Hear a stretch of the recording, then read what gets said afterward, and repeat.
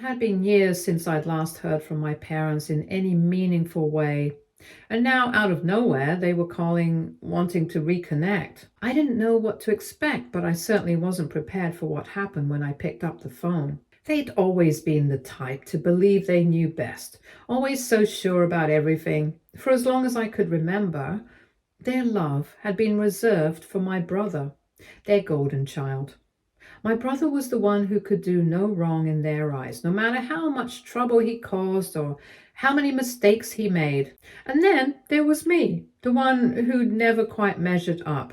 I spent most of my adult life trying to live my own life on my terms, raising my kids far away from their influence. My brother had stayed close, basking in their approval.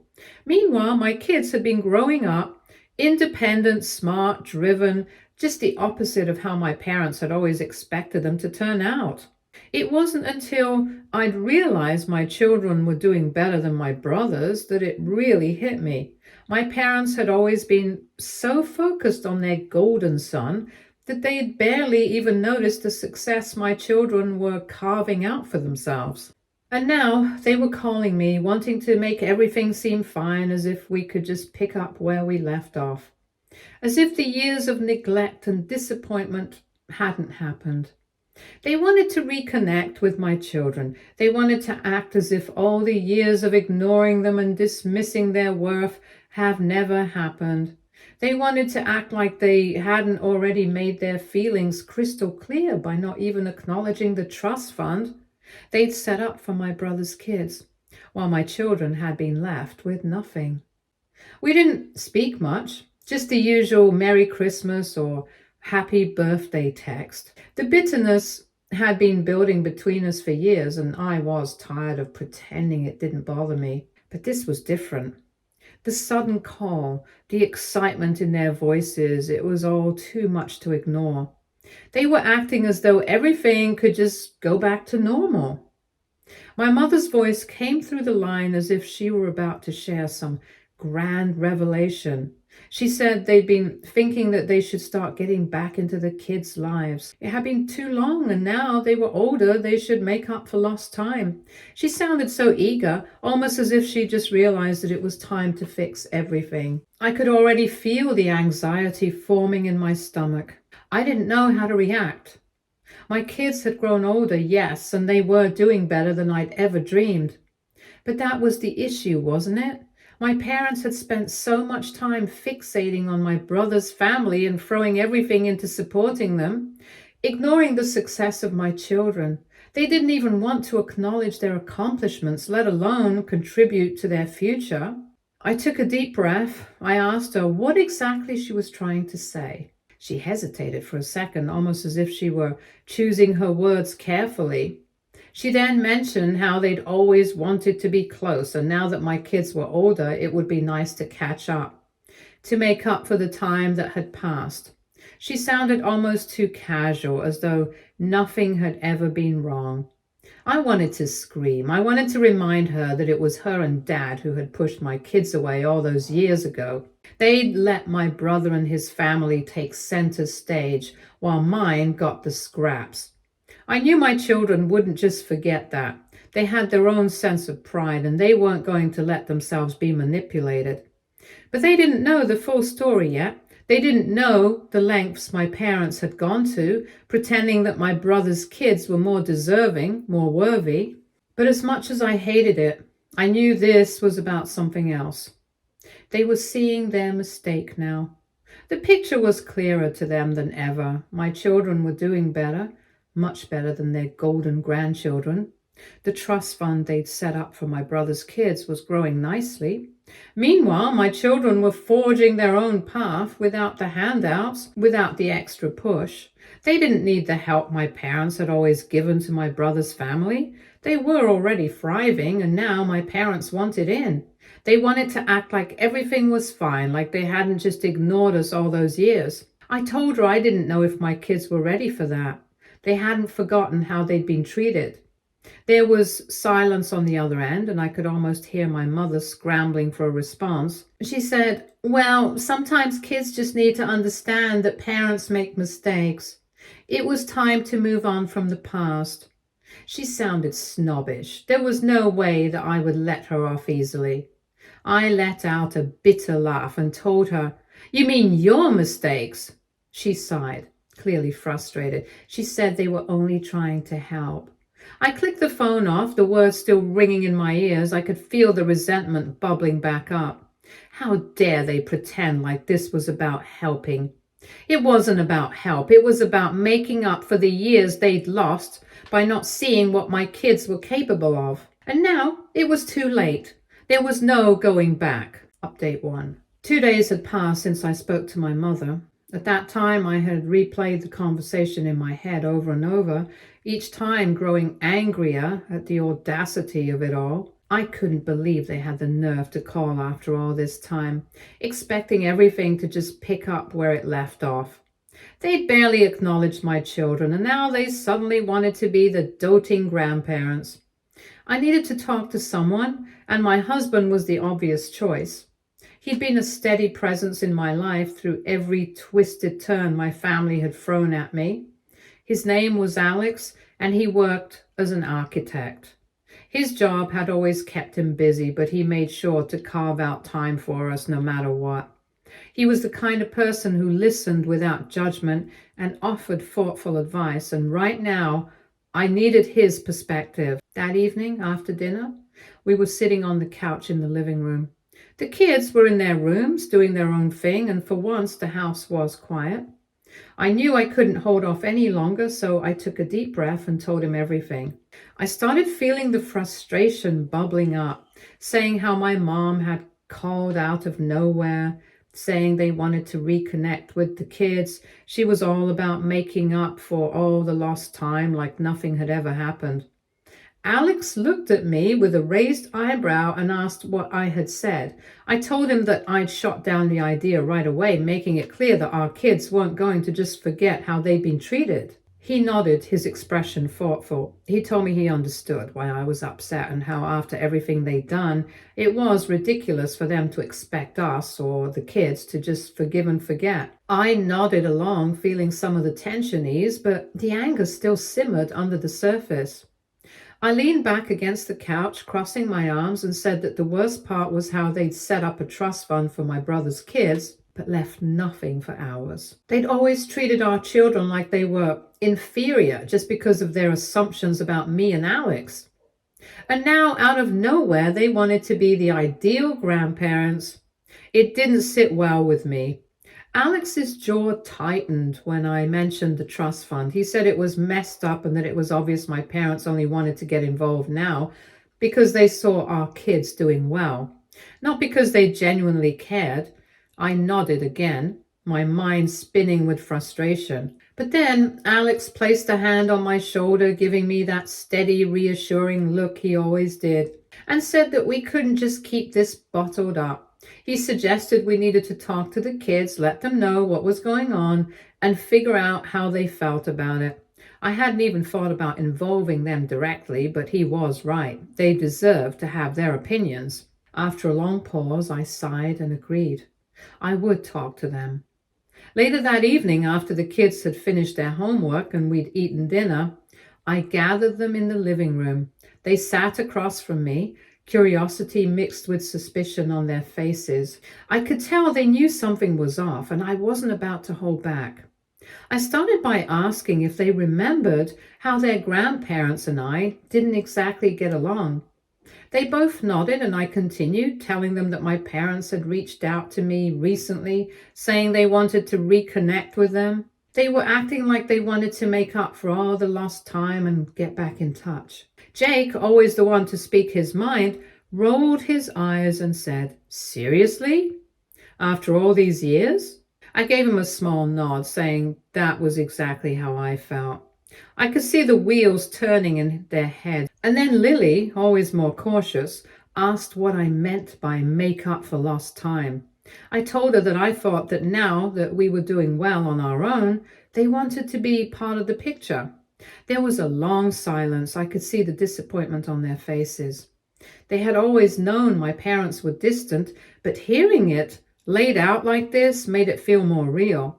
Jake spoke up again, clearly frustrated. He asked if we were just supposed to forget about all the times my parents had ignored us. I assured him we weren't, that I didn't want them to just forgive and forget. I told them both that if they didn't want to have anything to do with my parents, I'd support that decision. I wasn't going to force them into a relationship with people who hadn't cared about them before. They needed to choose for themselves. Jake looked at Lily and then back at me, and after a moment he said he didn't know. He admitted he was still angry about the way my parents had treated us. Lily, always more reserved, nodded in agreement, saying she didn't think she wanted anything to do with them either. It wasn't the answer I had hoped for, but it was the one I expected. Our kids were smart, and they weren't about to let themselves be manipulated by a sudden change of heart from people who had written them off for years. They'd grown up with integrity, and they knew the difference between genuine affection and forced gestures. I nodded, feeling a mix of emotions. Part of me wished things could have been different, that my parents could see what they'd missed out on, but another part of me felt a deep sense of relief. My kids didn't need their grandparents to be successful or happy. They had me, and they had Alex, and that was more than enough. I broke the silence, telling them we'd let my parents know. They didn't need to settle for anyone who hadn't supported them from the beginning. They both nodded and we moved on from the topic. Update 2. Since you all were asking for some background info, here it is. When my kids were around 8 and 10 years old, I discovered something that made my blood boil. My parents, who had always been distant at best, had quietly set up a trust fund for my brother's children, but there was nothing for mine. Nothing. My heart sank when I first found out. At the time, I was struggling with how little attention my parents paid to my kids. They barely acknowledged their birthdays, let alone offered any kind of financial help or emotional support. But this was a slap in the face. I remember sitting down with my mom one day trying to figure out why they'd never shown any real interest in our lives. And her response was blunt, almost cruel. She told me that my kids would turn out like their father, as if their fate was sealed the moment Alex and I decided to have a family together. It was clear she believed they would never amount to much, that they were somehow destined to fail because of me and Alex's decisions. But hearing it from her in such a cold, dismissive way made me feel small. My children, who were bright, kind, and resilient, had been written off before they even had a chance to prove themselves. My mind kept circling back to that trust fund. I knew my parents had always favored my brother. He could do no wrong in their eyes. He had made all the right choices in their eyes. He had taken over the family business. My father still took all the decisions. Had a flashy lifestyle and kept them in the loop about his successes. But that didn't mean they had to ignore my children like this. Alex had always been a steady presence, a balance to the chaos my parents created. He had a successful career as an architect, and although he worked long hours, he made sure our family was his top priority. He was a good man, solid and dependable, and the kids adored him. We had built our lives together, and I couldn't have asked for a better partner.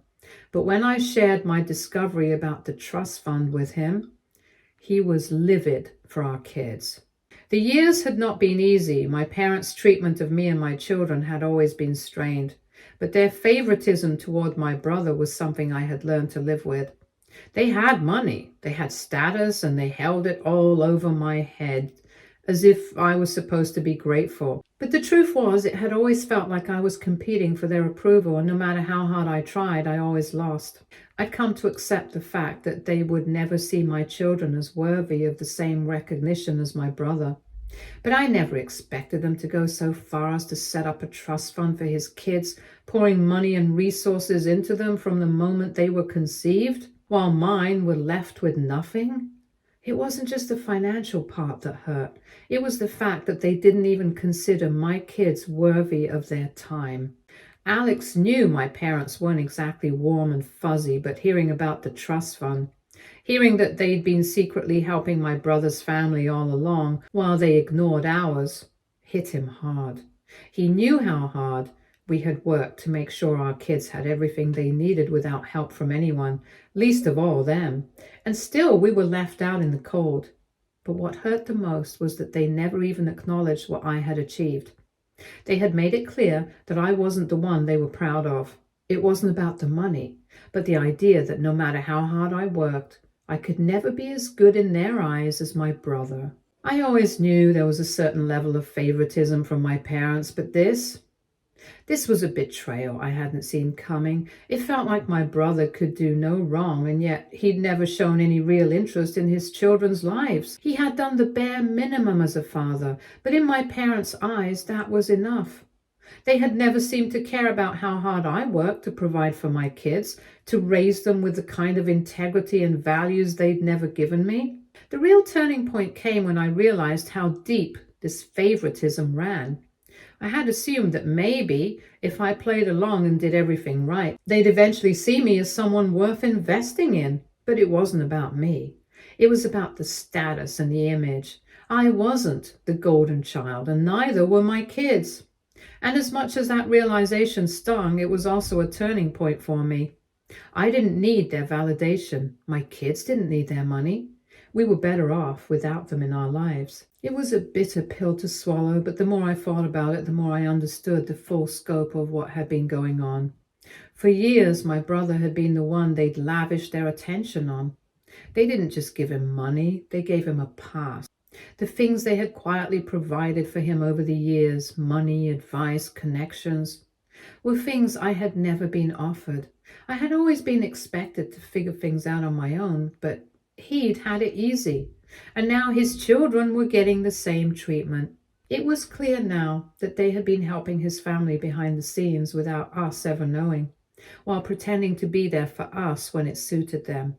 This was no longer just a matter of financial inequality. It was about the way they had treated me and my children like second-class members, expecting us to be grateful for whatever scraps they tossed our way. At that moment, I knew things were never going to change. I didn't need their approval, and I sure as hell wasn't going to beg for it. My kids deserved better, and they were getting it. The more I thought about it, the more I realized that I had spent far too long trying to prove something to people who didn't care about me or my children. It was time to let go of the idea that they would ever see us as equals. My kids didn't need my parents, and I didn't need their validation. We were fine just as we were. Update 3. It had been a few weeks since my parents' sudden attempt to reconnect with the kids. But despite their best efforts, my children were having none of it. I could tell by their faces they weren't buying it. After years of being dismissed, ignored, and treated like they were second-class members in my parents' eyes, they weren't suddenly going to accept the new, loving grandparents my parents tried to become overnight. The facade was just too much for them. My son Jake had been particularly vocal about it. He was never shy about calling people out when he felt they were being fake. And that's exactly how he saw my parents' attempts to reach out. I'd heard him mutter under his breath more than once, "Now they want to play nice. It's too little, too late." It wasn't just Jake. Lily, my daughter, who usually kept to herself when it came to family matters, had made it very clear with her actions. Whenever my parents tried to call or text, she would ignore them. They even showed up at school twice, and she would walk past them without saying a word. It hurt, honestly. But as much as I wanted my kids to have a good relationship with their grandparents, I couldn't fault them. They were standing up for themselves, for the years of hurt they'd endured because my parents never thought they were worthy of their love or support. I was proud of them, but part of me wished things could be different. It would have been easier if we could have all just moved past the past and had a harmonious family, but that wasn't going to happen. My parents had set the tone, and now they had to live with the consequences. After a couple of failed attempts, my parents began to escalate things. They started calling me, leaving increasingly desperate messages, urging me to get the kids to give them another chance. But it wasn't just the usual pleas anymore. They were now playing the guilt card, and it was becoming harder to ignore. One night, my phone rang as I was getting ready to go to bed. It was my mom, her voice soft and shaky as if she were on the verge of tears. She said that they'd been trying to reach out to the kids, that they weren't getting anywhere. She sounded so different, so vulnerable, that for a second I almost felt sorry for her. But then she dropped the bomb. She said, "You know, your father and I were not getting any younger. Our health isn't what it used to be. And we just want to make sure that we have some time with your kids before—" She trailed off, and I could almost hear the unspoken "before it's too late" hanging in the air. She added that my father wanted to introduce Jake to the business. It was manipulative, and I knew it. I could feel the guilt creeping in, but I pushed it aside. This wasn't about me. It was about my children. My parents had never shown the kind of care they were pretending to now. They hadn't bothered to be there for the milestones, the birthdays, the times when my kids needed a solid support system. Now, when they had nothing else left to offer, they were using their health as a way to force me into a corner. But not after everything they'd done. They'd made their choices. It wasn't about loyalty, it was about respect. And they had lost my respect a long time ago. Later that evening, I sat down with Alex after the kids had gone to bed. I told him about the phone call, about the guilt they were trying to lay on me. He was quiet for a long moment, his face thoughtful, and then he said, "You know how I feel about them, but this is different. The kids have already made their choice. They've been through enough. You can't force them to forgive, and they shouldn't have to." It was true. I'd been raised to believe in family loyalty, in forgiveness, but my loyalty had been stretched thin, and my kids were the ones who had suffered the most. I went to Jake and Lily the next day to talk to them, to see how they were feeling. I knew the situation was complicated, and I wanted to make sure they knew they had my full support no matter what. Jake, sitting on the couch with his headphones around his neck, didn't even look up when I sat next to him. He already knew what I was going to ask.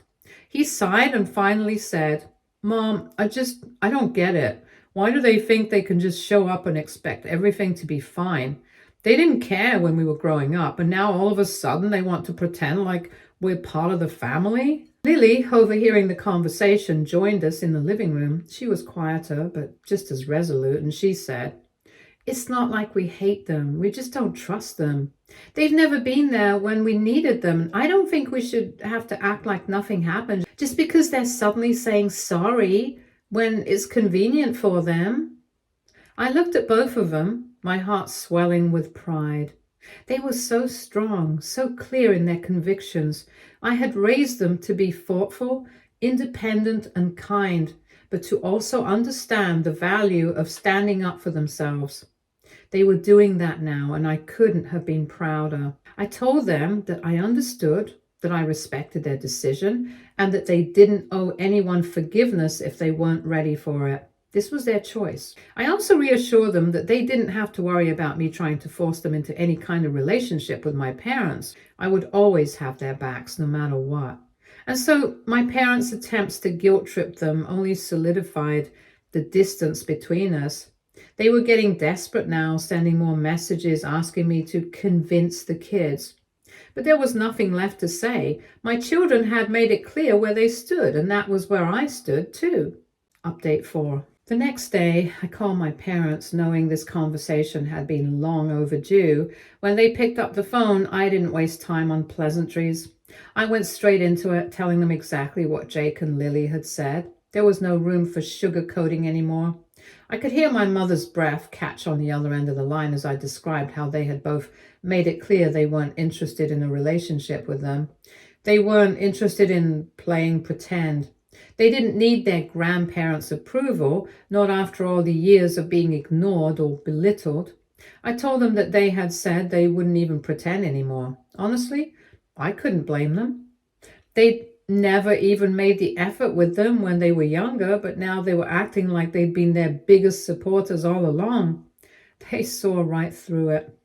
There was a long pause. I could practically hear the gears turning in my mother's head, trying to figure out how to twist the narrative to her benefit. I knew exactly what she'd say next. She tried to convince me it was all a misunderstanding, that they never meant to hurt anyone. It was the same old story, the same manipulation, but I wasn't interested in that anymore. This wasn't about me. This wasn't even about them anymore. It was about Jake and Lily. She tried to recover, saying that she just didn't know how to make them understand. Her voice was tight, trying to regain some composure, but I wasn't buying it. I told her that it wasn't her job to make them understand anymore. She had already done enough damage. She'd been doing it for years. I was done trying to convince them to get over it, and so were Jake and Lily. After that, there was an uncomfortable silence. My parents were clearly stung by what I'd said, but I wasn't about to back down. They'd had decades to do the right thing, to show some care for me and my kids, and now it was too late. I ended the conversation as bluntly as I could. I didn't need to say any more. There was no point. Later that evening, I received a call from my brother. I had been expecting it, but that didn't mean I was ready for it. His tone was as insufferable as ever, the kind of voice that made it clear he thought he could win anyone over with a few well-chosen words and his charm. He told me that he'd been talking to Mom and Dad, and they were really upset, and he had been thinking that maybe there was a way we could all come to an agreement here. I immediately knew where this was going. He wanted me to soften up, to let bygones be bygones, to pretend like nothing had happened just because their money was on the table. I told him that I wasn't interested. We didn't need their help. We had done just fine without it.